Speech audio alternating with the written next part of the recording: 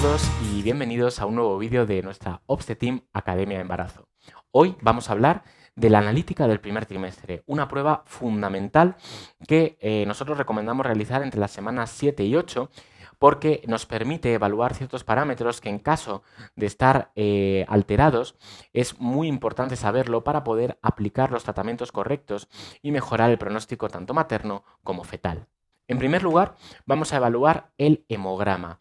El hemograma es una serie de parámetros en la que valoramos glóbulos rojos, glóbulos blancos, plaquetas, es decir, las células de la sangre. También evaluamos la cifra de hemoglobina, la concentración de hemoglobina, que es la que nos va a permitir establecer un diagnóstico de anemia si está reducida.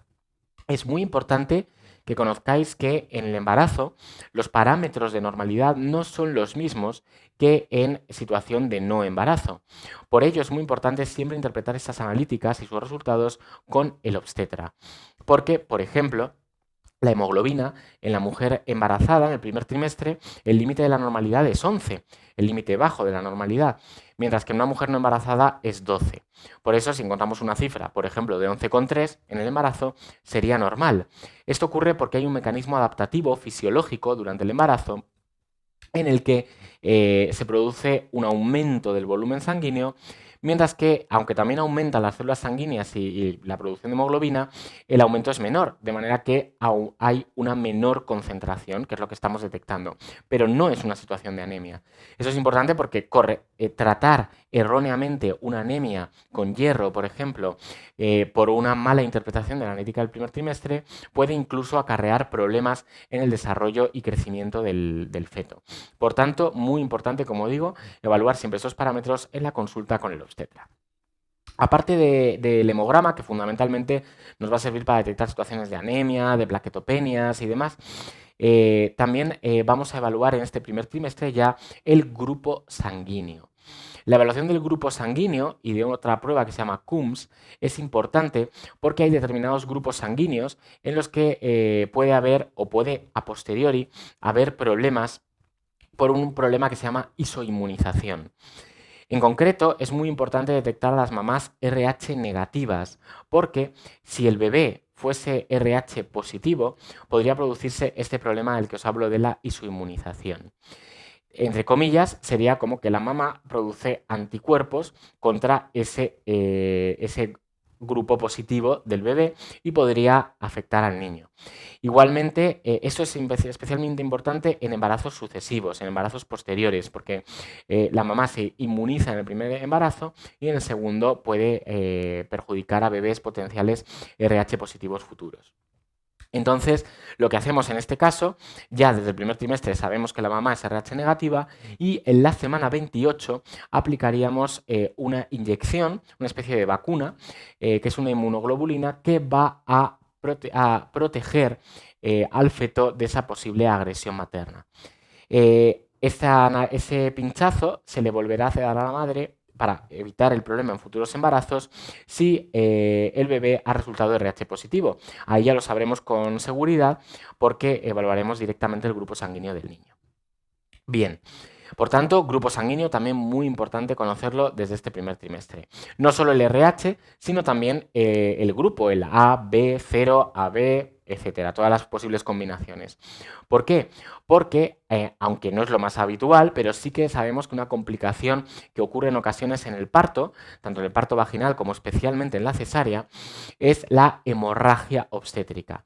Entonces, si hay un sangrado muy agudo, es muy importante que tengamos bien identificado el grupo sanguíneo de la madre para poder hacer la transfusión, si es necesario, de sangre del mismo tipo. También vamos a evaluar en esta analítica del primer trimestre parámetros bioquímicos. El más importante de todos ellos es la glucemia, pero vamos a hablar antes de las transaminasas, de las enzimas hepáticas.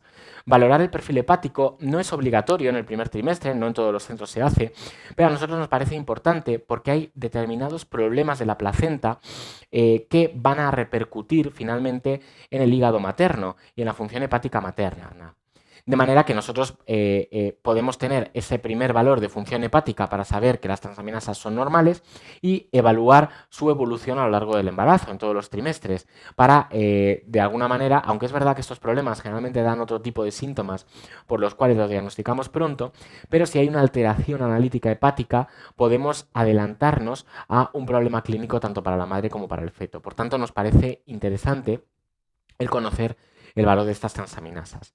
Como decía, el valor bioquímico más importante en este primer trimestre es la glucemia basal y en casos de factores de riesgo para diabetes gestacional, la curva del azúcar, ya en este primer trimestre. Como digo, la curva del azúcar solo la realizamos en el primer trimestre si se cumplen factores de riesgo para el desarrollo de diabetes gestacional, porque al final es una prueba que lo que persigue es hacer un diagnóstico precoz de diabetes gestacional. ¿Cuáles son esos factores de riesgo?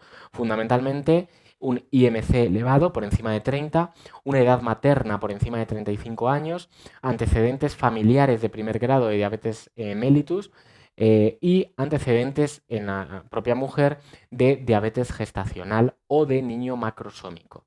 En todos estos casos hacemos un análisis de glucosa del primer trimestre con curva del azúcar. Bien, la curva del azúcar va a ser universal, se va a realizar en todos los embarazos en el segundo trimestre. En el primer trimestre solo si se cumplen estos factores de riesgo de los que os he hablado.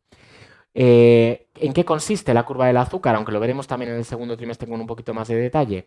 Pues primero hacemos la analítica con todos estos parámetros de los que estamos hablando hoy. Luego se nos da una especie de jarabe que en realidad es un concentrado de azúcar de 50 gramos, y a la hora se realiza una segunda analítica en la que evaluamos cómo habéis metabolizado el azúcar, cómo habéis metabolizado la glucosa. Esto nos da idea de si se está pudiendo producir o no este problema de la diabetes gestacional. Si nos sale bien, ya no haría falta hacer nada más hasta el segundo trimestre.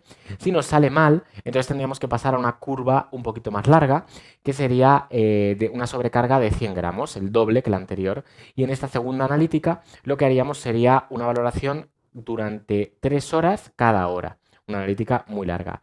En esta ya, según los valores que obtengamos, podríamos descartar o establecer un diagnóstico de diabetes gestacional y, por tanto, si estamos ante una paciente con factores de riesgo, podemos hacer un diagnóstico precoz de diabetes gestacional y aplicar el tratamiento adecuado a este problema. También vamos a valorar parámetros endocrinológicos, en concreto la TSH y la T4 libre, que son las hormonas tiroideas. Nos interesa mucho porque en el embarazo hay una tendencia fisiológica hacia el hipotiroidismo, pero si se sobrepasan ciertos niveles, pues será importante aplicar un tratamiento con hormonas tiroideas. Es cierto que de esta manera también podríamos diagnosticar un hipertiroidismo, pero como digo, lo habitual en el embarazo es más el hipotiroidismo y es realmente lo que estamos buscando con esta evaluación. De hecho, este parámetro es por el que nos parece muy importante a nosotros realizar la analítica prontito, en semanas 7, 8, porque una mala función tiroidea puede perjudicar al desarrollo fetal y, por tanto, si tenemos rápido ese valor de hormona tiroidea y hay que aplicar un tratamiento, es mejor hacerlo cuanto antes, no esperar a la semana 15 a tener el resultado y poner el tratamiento tan tarde, ¿no? Ya con un tercio de embarazo sobrepasado. Por tanto, como os digo, muy importante hacer esta analítica semanas 7 y 8, y uno de los puntos más importantes es el cribado del hipotiroidismo con esa evaluación de hormonas tiroideas. Bien, pasamos también a la evaluación de serologías maternas. Las serologías son un parámetro que nos permite evaluar cuál es el estado de protección de la madre frente a algunas de las infecciones más peligrosas durante el embarazo. Fundamentalmente el VIH, la hepatitis B, la rubeola, para la que casi todo el mundo estamos vacunados, igual que la hepatitis B, y por último la sífilis. Esas son las 4 infecciones obligatorias y fundamentales que hay que cribar en el primer trimestre de embarazo. En algunos centros, por ejemplo nosotros, también cribamos toxoplasmosis y citomegalovirus. Toxoplasmosis y citomegalovirus son 2 infecciones que pueden afectar al desarrollo fetal de manera muy importante, de manera muy grave.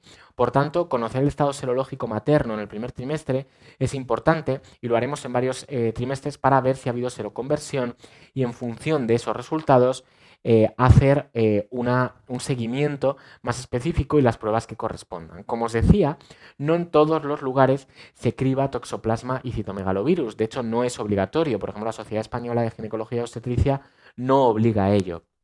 Os preguntaréis por qué. Y es porque en general los tratamientos específicos para este tipo de infecciones durante el embarazo no son muy eficaces y por tanto no cumple los criterios que se establecen como necesarios para hacer un cribado. No obstante, nosotros sí encontramos beneficio en realizar este cribado de toxoplasmosis y de citomegalovirus porque nos permite, como decía, aplicar un seguimiento un poquito más específico a estas pacientes. Por último, evaluaremos la orina también, un análisis de orina. En el análisis de orina fundamentalmente buscamos un análisis bioquímico de la orina, fundamentalmente buscamos proteínas y ver en qué cantidad las excretáis, porque nos habla de la función renal. Evaluar la función renal de la embarazada es muy importante, puesto que el riñón va a ser un órgano fundamental que de hecho va a duplicar su esfuerzo, su trabajo durante el embarazo, ya que tiene que gestionar todo el volumen del cuerpo. Por lo tanto, una mala función renal nos puede dar problemas durante el embarazo. Y además, también el riñón puede verse afectado en determinadas enfermedades de la placenta, como veíamos con el hígado, y por ello nos es útil analizar la orina todos los trimestres del embarazo, y el primero no es una excepción. Además, vamos a hacer un cultivo de orina, un urocultivo, en el que vamos a evaluar posibles infecciones de orina más frecuentes durante el embarazo y además con peor pronóstico porque tienden más a hacer una pielonefritis y por tanto, si encontramos un urocultivo positivo, aunque sea la paciente no tenga síntomas, vamos a aplicar tratamiento antibiótico. Y también es importante por si detectamos a un bichito que se llama Streptococo del grupo B, una bacteria que en caso de que esté en la orina no pasa nada, porque es una bacteria que fluctúa por la zona anogenital y por tanto no es raro encontrarlo en análisis de orinas o más adelante en exudados, pero es muy importante porque puede afectar al bebé en el canal del parto. De manera que si en alguno de los trimestres del embarazo encontramos una infección de orina por Streptococo del grupo B o bien en un exudado que hacemos al final, del que ya os hablaremos, lo detectamos, tendremos que poner antibióticos el día del parto. Bueno, espero, como veis ha sido un vídeo un poquito largo, pero es una analítica muy completa en este primer trimestre. Hablaremos más adelante de todo el seguimiento del segundo y tercer trimestre y en el próximo vídeo os hablaremos de un cribado de otro problema en el que también hay una parte analítica que haremos en semana 10, pero como os digo, y este vídeo ya se está alargando mucho, lo veremos en siguientes vídeos. No os lo perdáis, suscribiros al canal para recibir todos nuestros vídeos y nos vemos en la próxima. Hasta la próxima.